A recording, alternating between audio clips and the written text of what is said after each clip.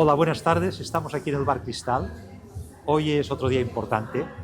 Esta es nuestra tertulia 102 y hoy en esta tertulia tenemos un tema muy controvertido de estos días. Todos sabéis lo que está pasando en Estados Unidos con los aranceles, la problemática que están creando estos aranceles, subidas, bajadas de bolsa, tensiones. Y en el Cristal, las tertulias del Cristal, que siempre intentamos adelantarnos un poco a las circunstancias, a los acontecimientos. Hemos traído una persona que está muy preparada para hablarnos de este tema, pero en su globalidad y en su concreción también. Bueno, Leire es licenciada en Económicas por la UIP, actualmente Team Manager en el Banco Mediolanum de Baleares. Damos la bienvenida a Leire y también quiero agradecer al Bar Cristal que nos cede este espacio para las tertulias y a nuestro patrocinador, que es Jubimar, que después nos preparará un pequeño aperitivo.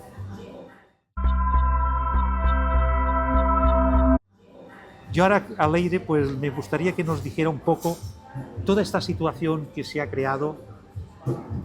¿Qué nos puedes decir al respecto, en general? Bueno, en primer lugar, muchísimas gracias, Diego, por la invitación a compartir conocimiento con vosotros y también las instalaciones del Bar Cristal, sitio emblemático de Palma, sí, que mejor imposible. Pues bueno, un poquito, antes de nada, creo que es importante poner un poco en coyuntura todo lo que está pasando, porque al final llevamos días escuchando noticias sin parar y parece que cada minuto cambian los aranceles, cambian las decisiones que están tomando Europa, China, Rusia y sobre todo Estados Unidos y todo el tablero del juego, ¿no? Entonces, bueno, un poquito, hay veces que hay que rebobinar un poco para coger perspectiva y antes de entrar en el tema profundamente, quería aclarar 4 conceptos porque como vamos a hablar mucho de aranceles, impuestos, importaciones, balanza de pagos, que estos conceptos queden claros. Entonces, en primer lugar, un arancel, ¿me lo podría alguien explicar así de manera sencilla, lo más sencillo posible? Bueno, es cuando alguien pues pone un impuesto a otras personas pues para ellos salvaguardar un poco su producto y que el producto que viene de fuera no se coma el producto interior tuyo. Eso es un impuesto, correcto, es un impuesto, estamos de acuerdo, al final es un impuesto que en lugar de gravar a las personas que residen en un país, graban a las personas o a las empresas que traen productos desde fuera. Entonces, es un impuesto que grava, digamos, a personas no residentes de un país. ¿Bien? Entonces, por otro lado, tenemos un concepto exportación-importación. Tenemos claro lo que es. Un país cuando exporta, si España exporta aceite de oliva, España está vendiendo al exterior. Mientras si España importa, por ejemplo, vehículos, está comprando del exterior. Entonces, todos los países tienen lo que se llama una balanza de pagos, que no es otra cosa que la diferencia entre lo que compro y lo que vendo. Por tanto, una balanza de pagos puede tener superávit o puede ser deficitaria. Si tiene superávit, lo que quiere decir es que yo estoy vendiendo más fuera de lo que compro. Y si tengo un déficit, significaría lo contrario. ¿Vale? Entonces, teniendo un poquito estos 4 conceptos más o menos claros, vamos a empezar ya directamente hablando de lo que son las políticas de Donald Trump. Pero aquí una cosa, Diego, importante es que las políticas realmente no son idea de Donald Trump.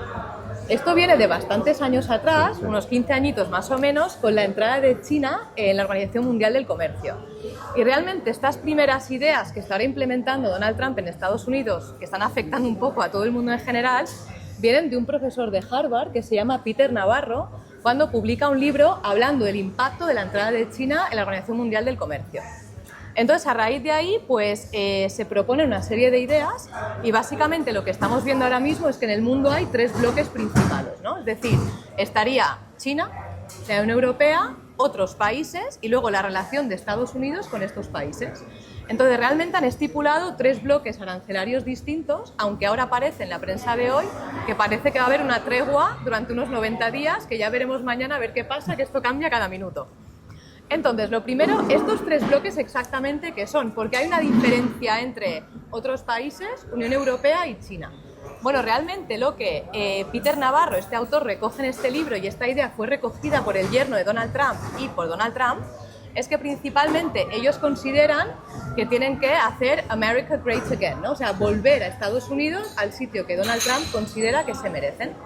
Entonces, lo que ellos dicen es, jolín, pues yo a ti te voy a hacer un descuento, te voy a poner un buen precio, impuestos bajos, aranceles bajos, si tú eres un buen cliente mío, si tú me compras mucho.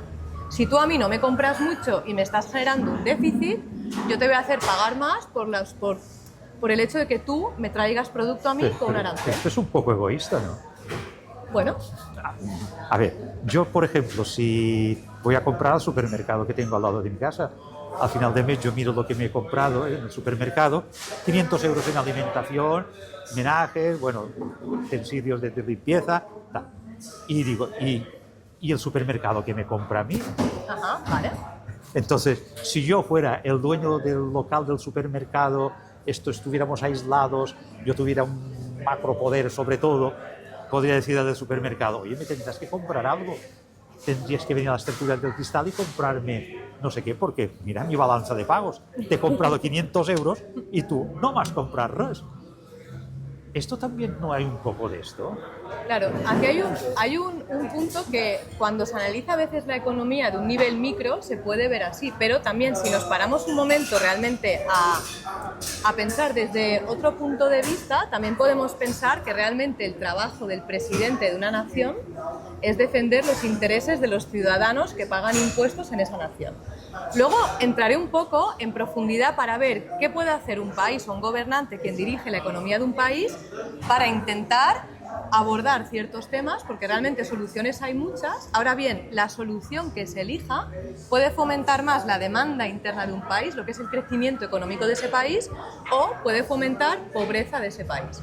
Ahora veremos un poquito cómo abordan ciertos temas países de índole más proteccionista o liberal también, o países que tienen un punto de vista un poco distinto, ¿no? Ahora... ¿Te puedo hacer un inciso dentro de eso? Por supuesto. Bueno, vamos al caso, por ejemplo, de Europa.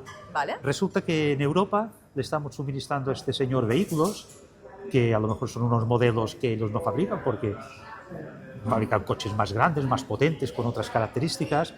Le estamos vendiendo vinos, le estamos vendiendo queso, jamón, frutas, verduras, no sé, bueno, le estamos vendiendo muchas cosas. Y a cambio, el señor Trump parece que lo que quiere es regular su balanza de pagos vendiéndonos armas para defendernos de Rusia, que parece que son muy amigos, por otra parte. Esto es lo que hablamos la gente de la calle. Vale. Luego, este punto se entenderá un poquito más ahora cuando entre un poco en los impactos económicos que puedan haber a corto plazo en Estados Unidos y en Europa. Y luego un poco una reflexión de ese famoso 5% del PIB en industria armamentística o en rearmar Europa, que bueno, ya veremos cuán veraz hay ¿no? en todo esto, por así decirlo. Entonces yo creo que un punto importante es entender esta fórmula mágica de la que hablan Donald Trump y Peter Navarro en este libro. Entonces ellos lo que dicen es, bueno, una relación entre dos países, pues si tú eres un país y yo soy otro, pues imaginémonos, ¿no? Que yo lo que quiero hacer es ver exactamente qué déficit comercial tienes conmigo para ver cuánto te voy a gravar de aranceles. Pues lo que están haciendo es decir, bueno, vamos a ver qué deuda tienes conmigo, o sea, es decir, cuáles son el ratio de ese déficit, de esas exportaciones menos importaciones, y luego dividirlo por el total de las relaciones comerciales que tenemos. Entonces, este ratio luego lo dividen entre dos, esto no se entiende muy bien el porqué, y ese es el arancel estipulado, es decir, el número que sale en las famosas tablas de Trump no es aleatorio, es una fuente bibliográfica de unos 15 años atrás, publicada por un profesor de Harvard, es decir, es una eminencia económica, no olvidemos esto que es importante. Entonces, bueno, han estipulado bloques distintos en función de esa magnitud, de ese negativo de la balanza de pagos, y esos tres bloques son principalmente China, que es el más perjudicado, porque vende más China a Estados Unidos que Estados Unidos a China. Por otro lado tendríamos Europa y luego estaría el resto del mundo, y es verdad una cosa que dices que destaca el arancel cero que han puesto a Rusia. Luego profundizaremos en el porqué de esto, porque casualmente a lo mejor también la parte del Nord Stream del año 2020 algo que ver tiene, ¿no? En todo esto. Me gustaría también preguntarte una cosa dentro de eso que estamos hablando de los aranceles, porque claro, si nosotros importamos, por ejemplo, coches americanos, el Tesla, por ejemplo, resulta que le vamos a gravar en un 20%, lo que ocurre es que si yo me gusta un Tesla, voy a pagar un 20% más. O sea, a mí, como ciudadano español, de Europa, me costará un 20% más. Y ese dinero, además, lo recaudará, tendré que pagar más IVA, tendré que pagar más impuesto de lujo, lo recauda, primero hace bolsillo el Estado español. Y después se las arregla con el señor Trump, que le dice, bueno, ya Pero el perjudicado, a ver, la balanza de pagos, muy bien eso, pero yo he pagado más por el coche. No, y has hecho una reflexión muy interesante porque además es que España tiene un déficit con Estados Unidos. Es decir, España, el arancel que nos correspondería, porque Estados Unidos es vendedor nuestro y no al revés, sería un 10%. Entonces Donald Trump lanzó un mensaje, ¿no?, diciendo, oye, gobernantes de países europeos, estoy dispuesto a negociar por país y no como un cómputo. Entonces aquí un poco vamos a ver cada gobernante de cada país lo bien que defiende los intereses de los españoles. En este caso, a ver, nuestro presidente si defiende un poquito pero el interés eso no romperá la unidad de Europa al negociarse individualmente, porque yo creo que puede ser una trampa del señor Trump que me parece que es bastante bueno manejando estos hilos para, de alguna manera, dividir y vencerás. Yo creo que es difícil dividir lo que ya está dividido. Por supuesto, por supuesto, ¿no? Por supuesto. No es que esté... Pero bueno, tampoco ayuda. Y no sé si a veces esos achuchones, así como cuando un niño pequeño tiene fiebre normalmente crece, esto a veces sirve para decir, bueno, vamos a unirnos más, vamos a hacer más piña, vamos a hacer más unidad. ¿Tú cómo lo ves? Independientemente de... Pues bueno, va a haber, o sea, realmente impactos económicos pueden haber muchos, ¿no? Entonces, el primero y el más comentado, ¿no?, es que si Trump ejecuta estos aranceles, en el corto plazo en Estados Unidos entrarían 600.000 millones. Entonces, esto a corto plazo Estados Unidos gana. Ahora bien, también es verdad que si tú subes aranceles, supongamos que ahora Estados Unidos compra en Taiwán un producto que va a necesitar para producir otro en Estados Unidos. Es la globalización. Claro. O sea, Apple tiene un teléfono Apple, como el que yo tengo, se fabrica en la India, se fabrica en Taiwán, se fabrica en Corea del Sur, se fabrica en India, con componentes diferentes. No es una cosa que se fabrique en una fábrica ni en Estados Unidos. No sé si se monta en Estados Unidos o se monta en China. Entonces, ¿cómo sé? Es que estamos hablando... Y otra cosa también muy así. Una empresa en China, en Taiwán, en cualquier país de esos del dragón, los precios, los costes, lo que te piden para crear una empresa es mucho más barato que montarla en Estados Unidos. Los sueldos de un americano no son los sueldos de un chino, ni son los sueldos de un señor de Tailandia o de un señor de la India. Después, esto lo fabricarán, sí, vale, pero lo tendrán que vender. A ver, no sé si me he liado mucho. No. Entonces, claro, por un lado está una tensión inflacionaria que puede haber en Estados Unidos generado de los propios aranceles. Ahora bien, al final, Estados Unidos considero yo que ya está un paso por delante de todo esto. ¿En qué sentido? Es verdad que si la inflación se disparara en Estados Unidos, tendrían que subir los tipos de interés, pero muy posiblemente, antes de que esto suceda, ya habremos visto una bajada de tipos de interés. ¿Qué significa esto? Esto es muy importante. Significa dos cosas. Por un lado, que si esto genera inflación, habrá margen para corregir esa subida de tipos de interés con una posible bajada que sucede próximamente en Estados Unidos. Esto es cosa uno. Pero cosa dos, si al final, con estos movimientos, lo que va a suceder también es que a Trump le interesa un dólar débil. ¿Por qué débil? Para que salga más barato comprar producto estadounidense. Entonces, al final... O pagar la deuda que tiene con los países que le han comprado deuda. Esta es otra, y de hecho, la bajada de tipos de interés inminente es al final, mira, cada americano debe $27.500. Por tanto, si ahora van a vencer el 30 de junio una cantidad que per cápita implica este coste a los ciudadanos americanos, realmente es muy sencillo, una consecuencia natural si bajas tipos es que la deuda que te vence el 30 de junio la vas a negociar a mejor precio. Sí, pero ahora después está el patrón de la moneda, que el dólar es un patrón, como era el oro. De alguna manera se sustituyó, ya no hay oro, hay dólar. Si el dólar tiene esas fluctuaciones,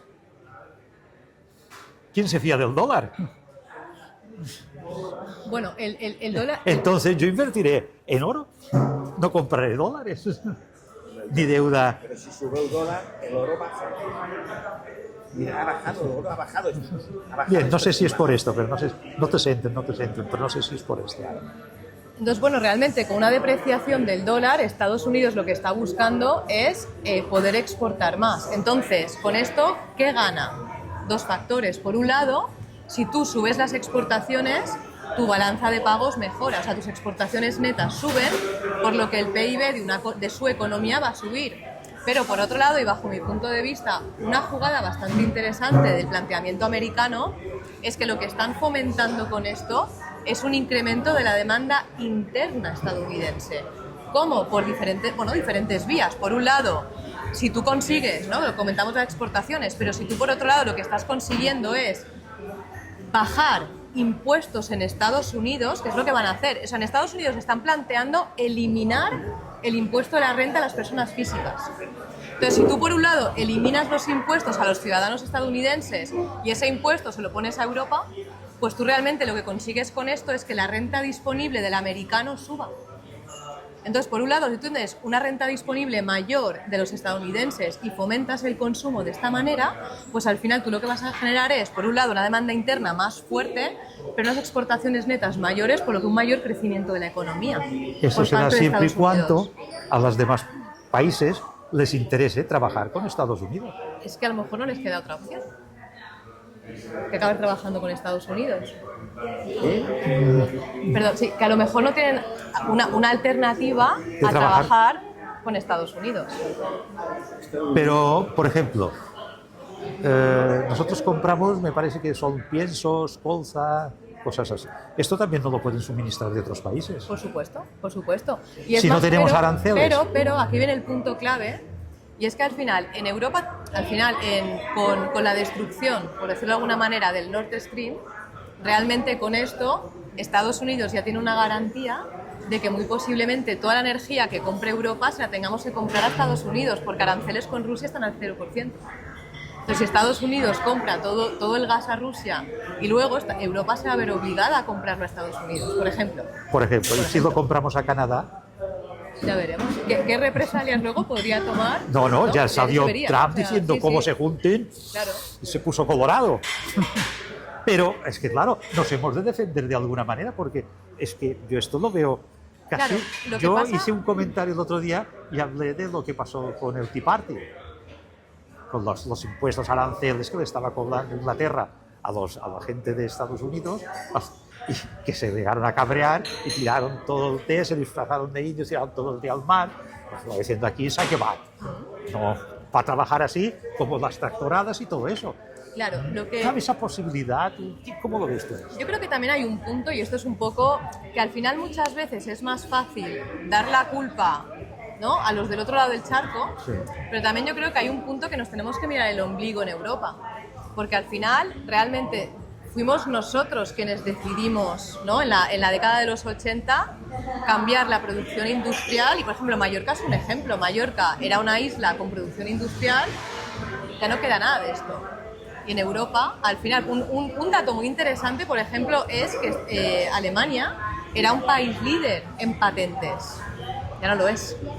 Entonces, cuando Europa mismo, nosotros mismos, hemos decidido renunciar a la producción industrial porque nos la hemos llevado a la India, a China, a Marruecos, etcétera, al final estamos generando una dependencia del sector servicios, por lo que nos coloca a nosotros en una tesitura de un poder de negociación muy débil y de una necesidad de comprar a otros países ciertas mercancías. Y por otro lado, perdón que interrumpa, es que Estados Unidos, como tiene precisamente un tejido industrial, tiene la capacidad que en economía se llama de los bienes sustitutivos. ¿Qué significa esto?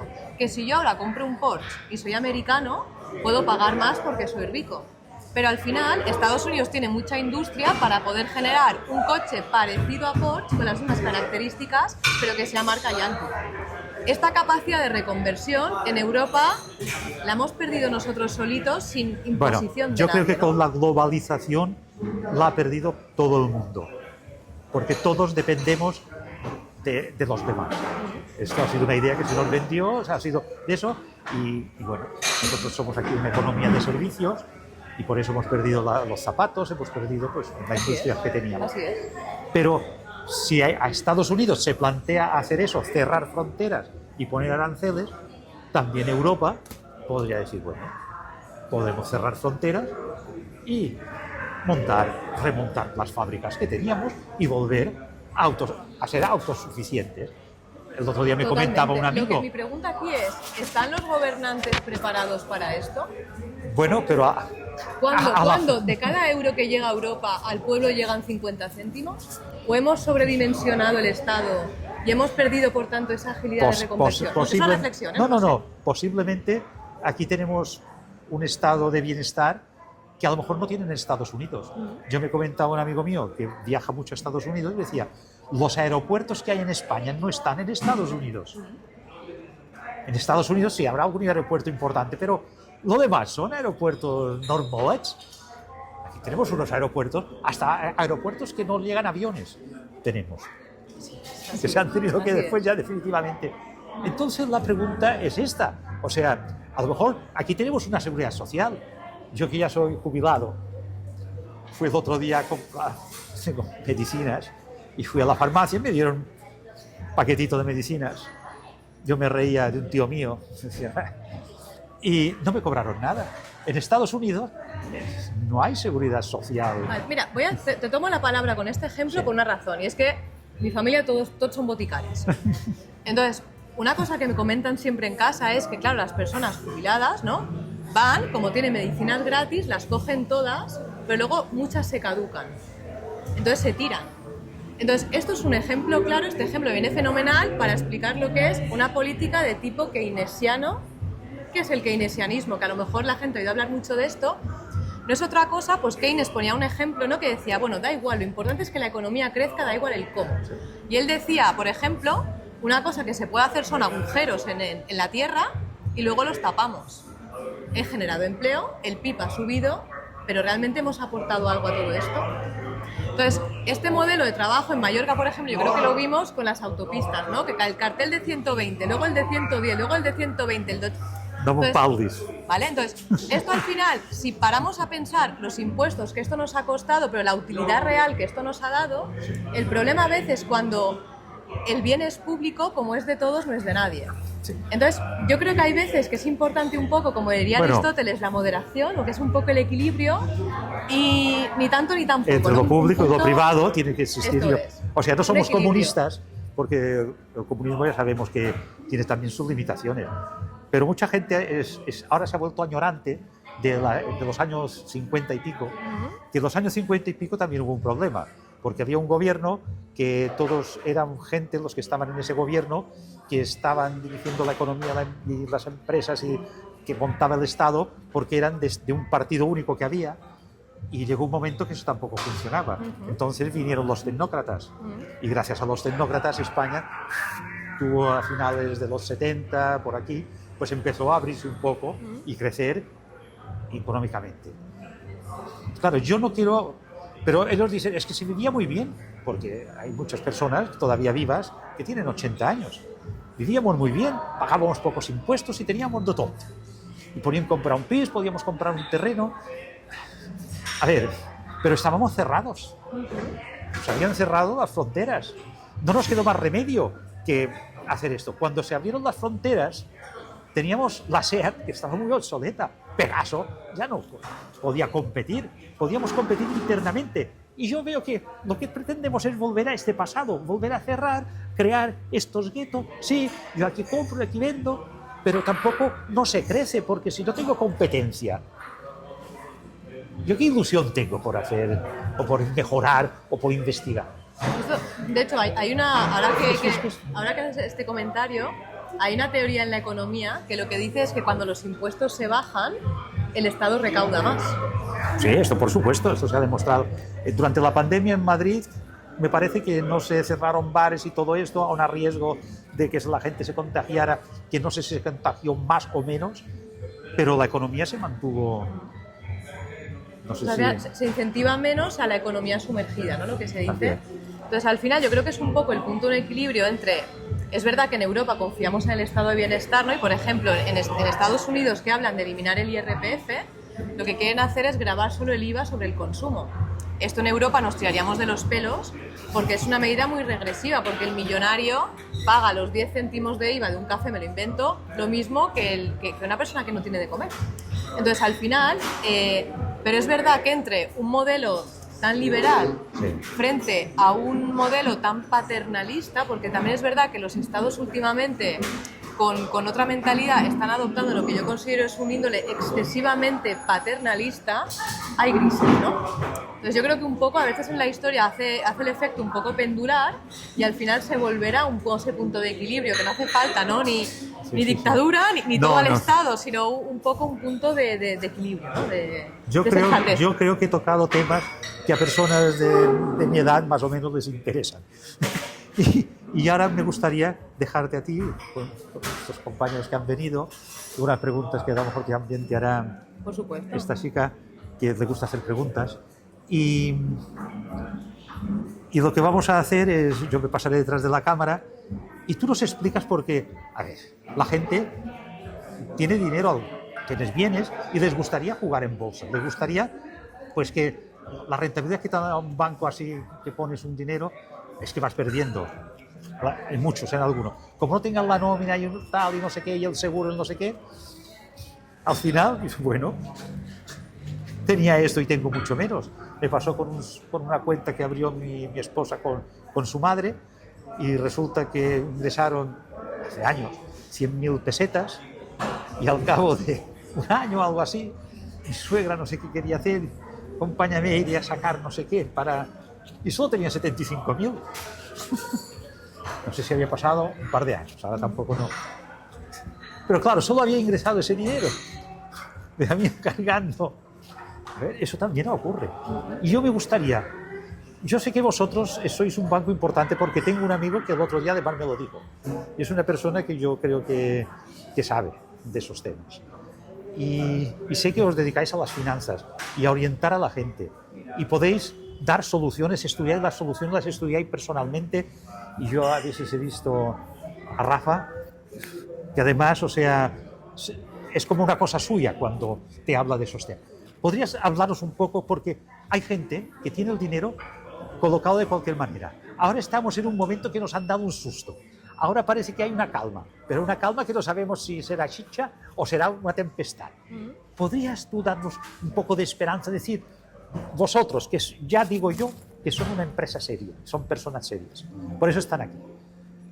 ¿Podrías darnos un poco de esperanza a las personas que quieran invertir, que tengan unos dinero, que lo tienen aquí, que lo tienen allá, porque un amigo le ha dicho, ponlo aquí, o porque lo han mirado en YouTube y le ha puesto, tal, ahora suben las acciones? Yo pienso, si hubiera comprado acciones de Nvidia, que ha bajado un desastre, y estaban subiendo, ¡wow!, parecían imparables. Salió un programa de inteligencia artificial de los chinos. Vale. ¿Puedes hacerlo? Por supuesto, por supuesto. Un aplauso. A ver.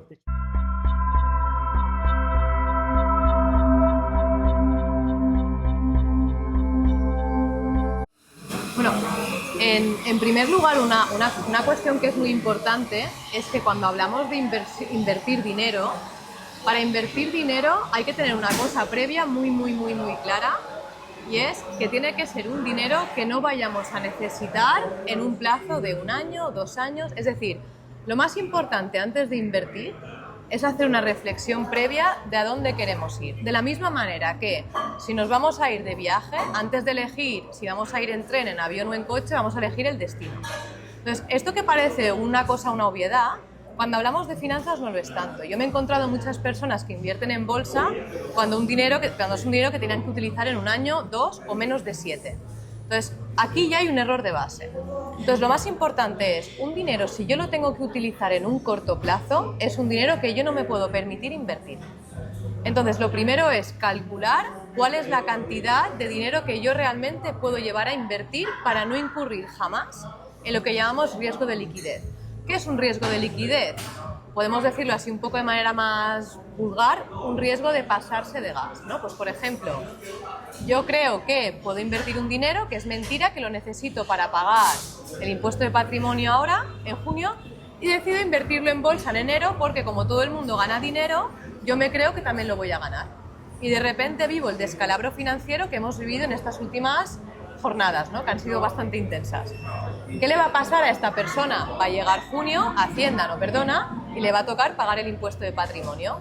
¿Qué pasará si esta persona invirtió 100.000 y ahora mismo tiene 80, por decir algo? Bueno, pues tendrá que malvender esa inversión y tendrá que utilizar ese dinero, a lo mejor hasta pedir prestado, para poder pagar el impuesto de patrimonio. Entonces, esta cuestión que parece tan obvia es el error principal que hacen todos los inversores y es el motivo número 1 por el cual alguien pierde dinero. Entonces, antes de saber si podemos o no invertir, yo lo que aconsejaría es consultar con un experto para que me garantice que ese dinero realmente lo puedo llevar a inversión. Y aquí una pregunta que me hacen mucho es ¿cómo elijo el mejor experto? Yo aquí siempre digo una broma, pero que la pienso de verdad. El que me haga más preguntas y hable menos. Ese es el bueno. Porque el que de verdad quiere conocer tu caso personal es el que te va a dar una solución siempre a medida que te vaya bien a ti y no a tu vecino. Porque lo que funciona a tu vecino, a ti te puede ir fatal. Esto como consejo número 1. Consejo número 2. Los asesores financieros, aunque seamos personas con mucha formación, no podemos ver el futuro. Eso lo dejamos a los astrólogos, ¿vale? Es decir, no tenemos la capacidad. Si ahora algún presente me pregunta ¿qué va a hacer el IBEX mañana? No lo sé. ¿Qué va a hacer el IBEX en un año? No lo sé. Ahora, si me preguntan qué harán los mercados mundiales en 10 años, estarán por arriba de lo que están ahora 100% seguro. Entonces, cuando hablamos de finanzas es fundamental hablar del largo plazo y luego otro concepto fundamental es la diversificación. Lo que os doy es predina siempre, es decir, no podéis echar o meterse cistella, es decir, no poner los huevos en la misma cesta.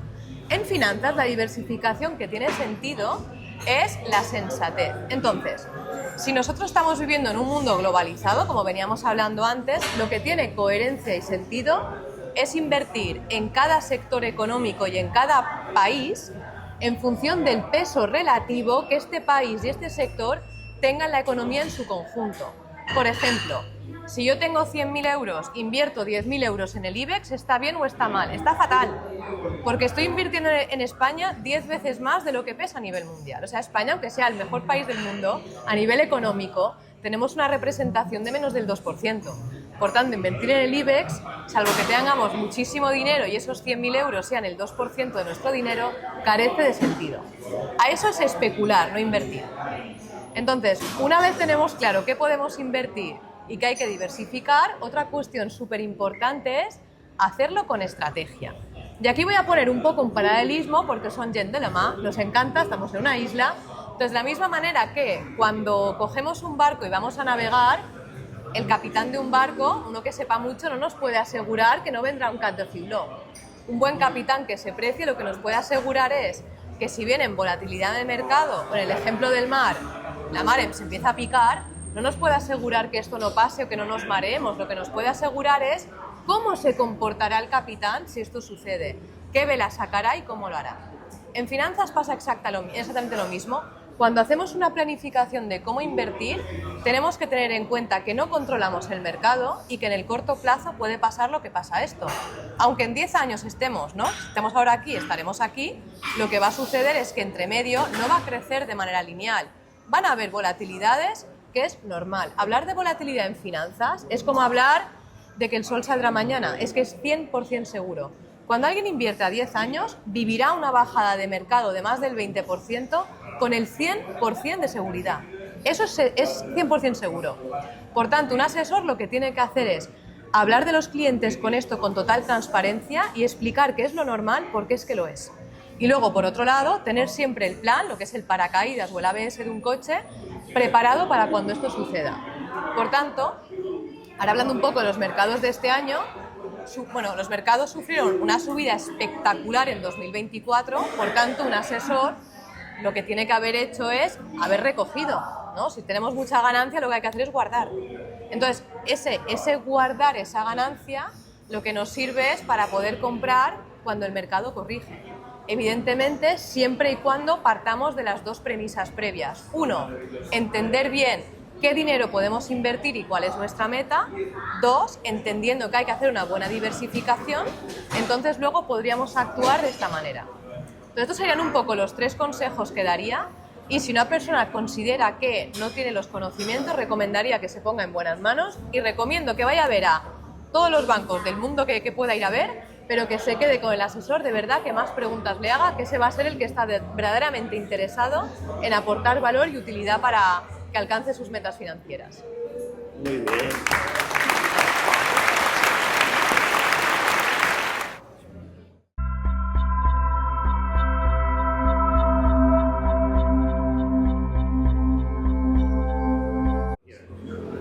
No, yo como inversor me gustaría saber en vuestro banco, que hacéis una labor muy personalizada, etcétera, ¿qué significa esto respecto a otros bancos como Bancamar o como Santander o como otros?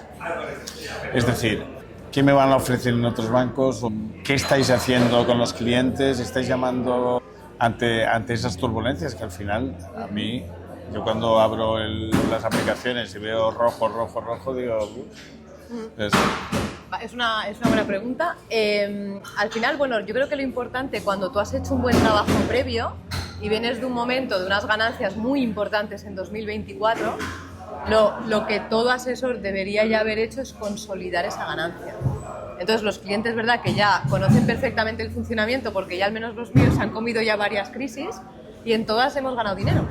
Entonces al final, ¿pero por qué? Porque lo importante es que cuando tú ya tienes una ganancia importante, es guardarla, ¿no? Entonces, muchas veces el inversor no es consciente de que se deja llevar por la trampa de sus propias emociones. Y cuando ve que está ganando un 40%, no quiere vender, porque quiere ganar más.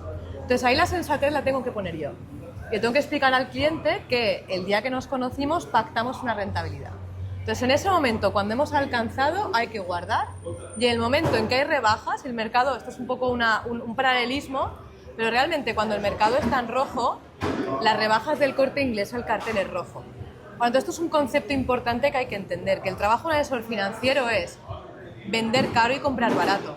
Entonces, en momentos de sacudida, cuando el mercado brinda oportunidades, siempre y cuando el paso 1 y 2 que he explicado antes estén bien hechos, es un momento perfecto para invertir con cabeza, sabiendo en qué mercado y en qué economía, pero es un gran momento, porque compras más barato. ¿Y siempre en renta variable o tenemos que hablar de renta fija? ¿Cómo está el tema? Bueno, yo creo que más que hablar de renta fija o variable va a depender mucho de la meta del cliente. Porque de la misma manera que invertir en renta variable a un mes, a un año vista es un error, invertir en renta fija a 20 años vista también, ¿no? Es decir, entonces al final es un poco lo que hablamos al principio, elegir el vehículo correcto, de la misma manera que si ahora vamos a Manacor no iremos en patinete ni a pie, tampoco vamos a ir al bar de enfrente en helicóptero. Entonces al final, si uno tiene unas metas financieras en un corto o medio plazo, la renta fija puede ser una buena herramienta, y puede ser, depende de la renta fija también. Cuando invertimos a un largo plazo, la renta variable nos va a alcanzar mucho, nos va a permitir llegar antes a esa meta, pero cuando las cosas, repito, no incurrimos en el riesgo de liquidez, de pasarse de gas que hablábamos, diversificar y siempre controlando muy bien las volatilidades de una cartera.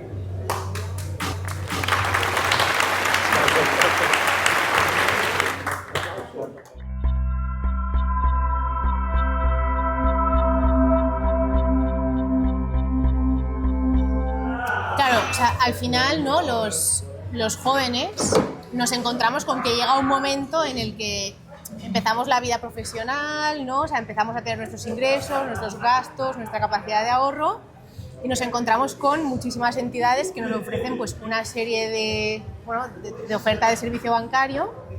O sea, ¿en qué consideras que deberíamos basarnos los jóvenes a la hora de escoger? No, porque no tenemos ni idea, o sea, ¿por qué escojo una entidad o escojo otra? Pues no sé, porque mis padres tenían una cuenta en esa entidad o porque me han ofrecido X o porque un compañero me ha recomendado algo, pero ¿qué es importante saber de un banco para que yo decida si trabajar con ese banco o no? Vale, bueno, en primer lugar está lo que es la solidez de un banco, ¿no? Entonces, es importante, especialmente en épocas convulsas, elegir un partner o una entidad que nos represente que sea fuerte.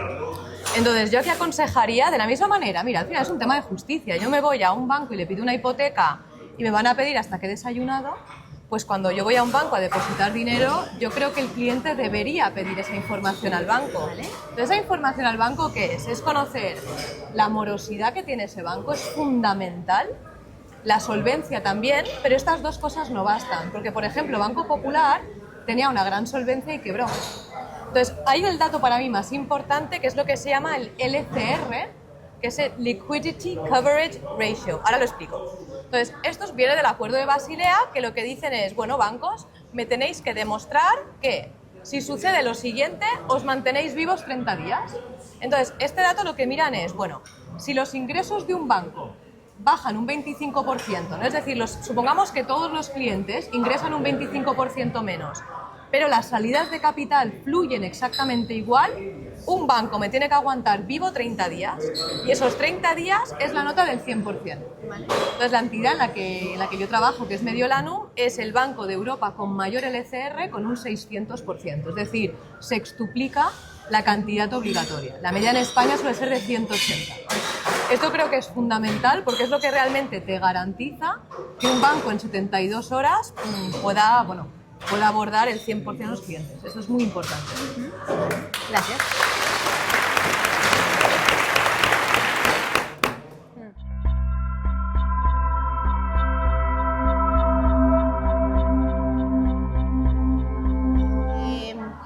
Claro, o sea, para orientarnos un poco, ¿cómo está todo el tema de pensiones, seguridad social? O sea, el día de mañana hemos de confiar, ¿no? Yo por ejemplo, tengo 27 años, tengo que confiar que de mi trabajo diario, el día de mañana voy a recibir una pensión acorde a... O sea, realmente el tema cómo está, porque, no sé, se oye de todo, va a quebrar, no va a quebrar, ha quebrado ya. Entonces... Vale.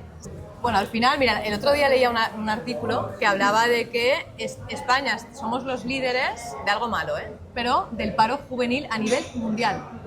Ojo, mundial, ¿no? Ahí liderando lo que no conviene.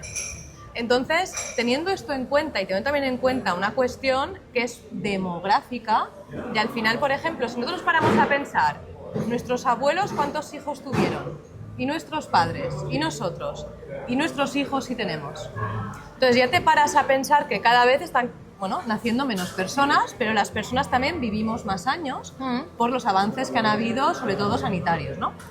Entonces, si tenemos en cuenta que la media de edad es cada vez mayor, pero nacen menos personas, y que al final las personas que estamos en activo estamos sustentando las pensiones, y encima sumamos otro dato que también salió publicado hace poco, que la pensión media en España es mayor que el salario medio, yo creo que ya lo he dicho todo con estos tres datos. Muy bien. Gracias.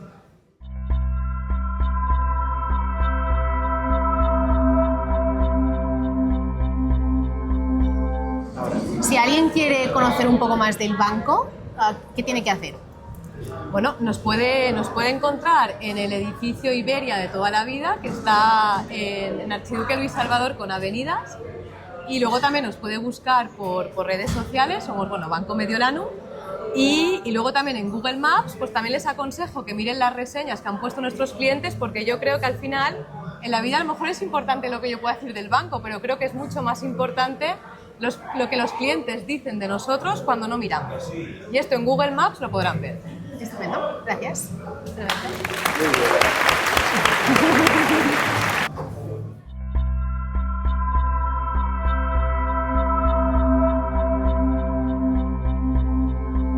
Al final, respondiendo un poquito así de manera generalizada, yo creo que si me tuviera que quedar con una frase en finanzas muy significativa y muy importante, es un lema que hemos escuchado toda la vida, que es enriquéceme despacio, que tengo prisa.